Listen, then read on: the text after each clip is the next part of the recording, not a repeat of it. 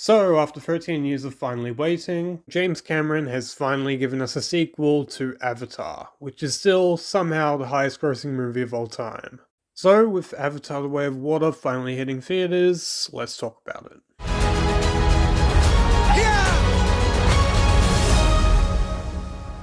So, I'm a big fan of James Cameron as a filmmaker. I've been watching all of Cameron's films in preparation for this, and you can tell that he is determined, maybe a little too determined, to deliver the best possible cinema experience for the audience. His movies often feel larger than life, he's just great at delivering spectacle, which I think is the key to his success.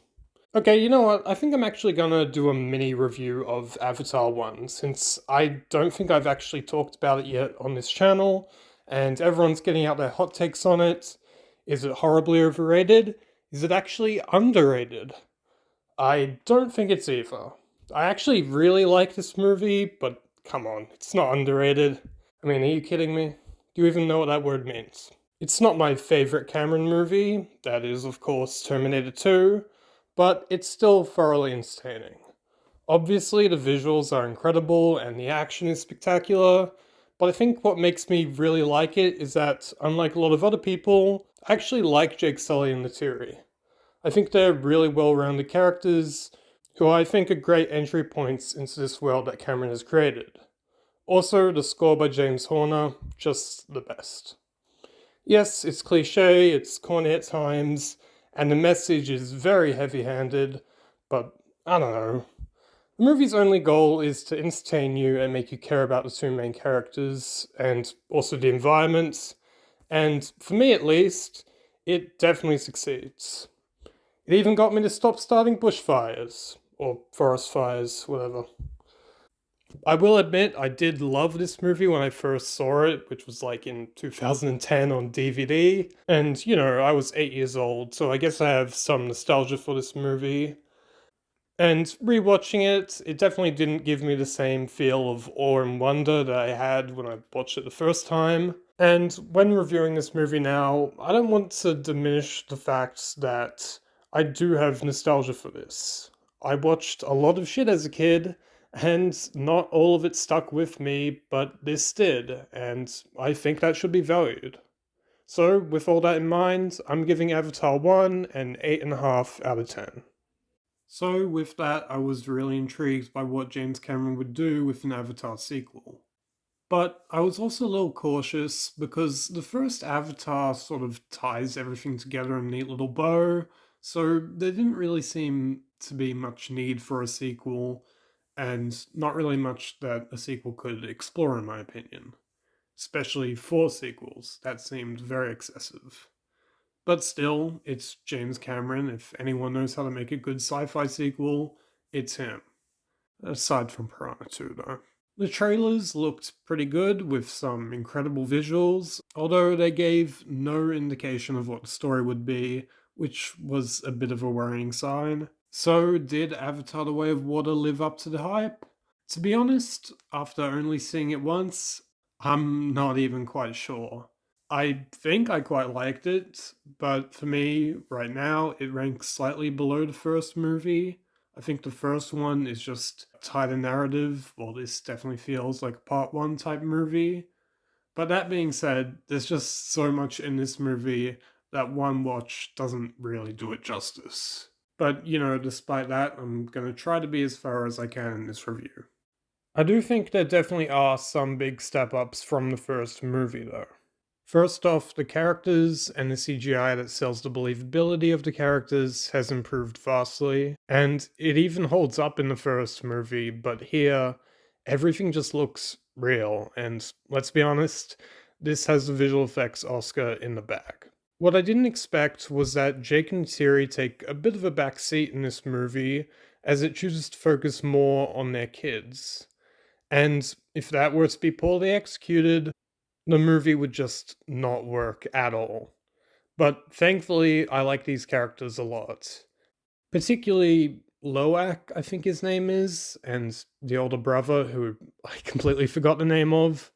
But still, I liked the characters and I found their dynamic to be relatable and just fun to watch. The youngest daughter, who I also forgot the name of, had a lot of cute moments. Kiri was a nice new addition, but the fact that she's 14 and was played by 73-year-old Sigourney Weaver was pretty distracting some of the time. I admire what James Cameron was trying to do, showing how with motion capture, actors can literally play anyone. I mean, Robert Zemeckis did it first, but whatever.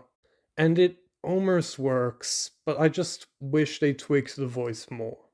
At times, you do forget that it is Sigourney Weaver though, and you just buy into the character.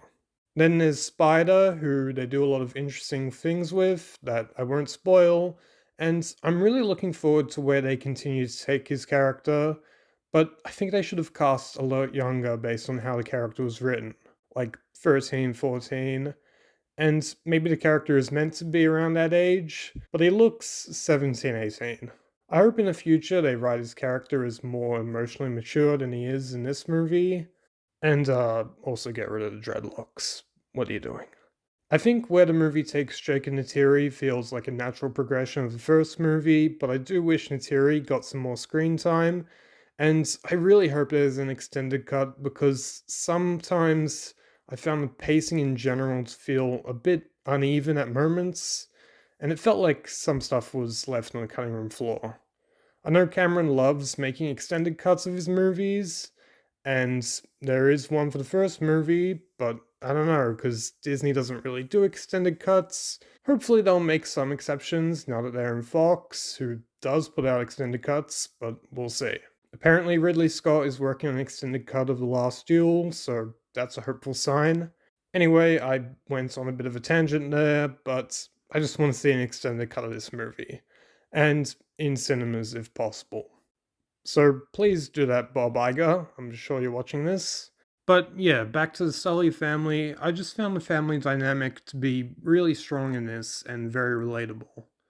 It's surprisingly a really great family movie, which I'm sure will give it legs at the box office. I really like what they did with Quaritch this time around. I liked him in the first movie too, but this time I actually managed to remember his name. But for real though, I just like how straight up evil and hell bent on revenge he was in this. But they also managed to give him some semblance of humanity. Which, considering all the evil things he's done in the first movie and in this movie, is pretty hard to pull off. He's a far more complex character than he is in the first movie, and I'm looking forward to where they take his character going forward. Also, Jermaine Clements is in this, so that's a nice surprise. Something that I wasn't sure on while watching it, but I've since come around to liking somewhat, is the stuff with the whales.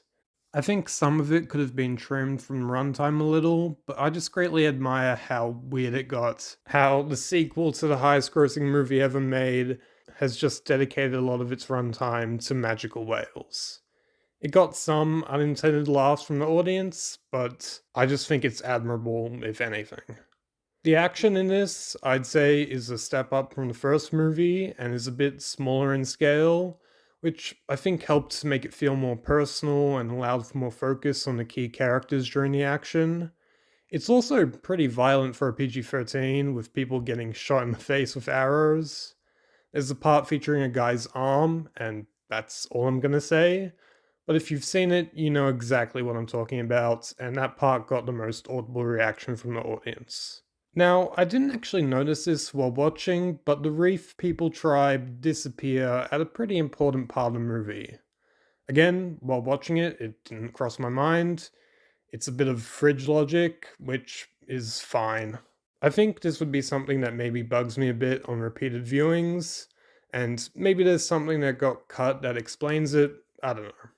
It was also distracting how many of James Horner's tracks from the first movie were reused for this. I understand that it was difficult because James Horner is sadly no longer alive, but they have a new composer now, so I wish we got to hear some new music. Even if it's not as good as the first movie's score, just something new instead of reusing the old stuff. They also introduced a new unobtainium type resource that the humans want, and pretty late into the movie too, like end of the second act. And yeah, that felt pretty tacked on. I'm guessing this will be something more important in the future movies. I mean, you'd think that's why it's there, but who's to say? I also saw this movie with high frame rates, and I won't lie, it took a while to get used to. But what irked me the most wasn't the high frame rate, but the 24 frames per second scenes, which I think is around half the movie, because whenever it switches to 24 frames, you can tell. And I think part of that is that movie projectors aren't actually able to bounce back in between 24 and 48 frames. So, what was done for this was that it was on a 48 frame projector, and the 24 frame scenes had double the frames. And I think you feel that because it didn't really feel quite right. It always felt quite jittery and strange. Maybe it's not because of any technical reason with the projector, it might just be because at points you get used to 48 frames and then it goes 24 frames and you can tell that the frames have slowed down. It creates a bit of a weird effect, and I think if you're gonna do 48 frames, then you have to commit to it for the whole movie. Overall, Avatar The Way of Water made for a great movie experience and will no doubt have staying power at the box office. It's worth seeing on the biggest screen possible, IMAX if you can for that expanded aspect ratio, and 3D if it enhances the viewing experience for you. Personally, it doesn't really do much for me, but it still doesn't drag down the viewing experience. So even if you don't like 3D, I'd say don't let that put you off. So with all that being said, I'm going to give Avatar The Way of Water an 8 out of 10. Anyway, that's what I thought about Avatar The Way of Water. Thanks for watching, I really appreciate it. If you want, you can follow me on Twitter at CinemaGeekYT, leave a like, and subscribe for more videos like this one.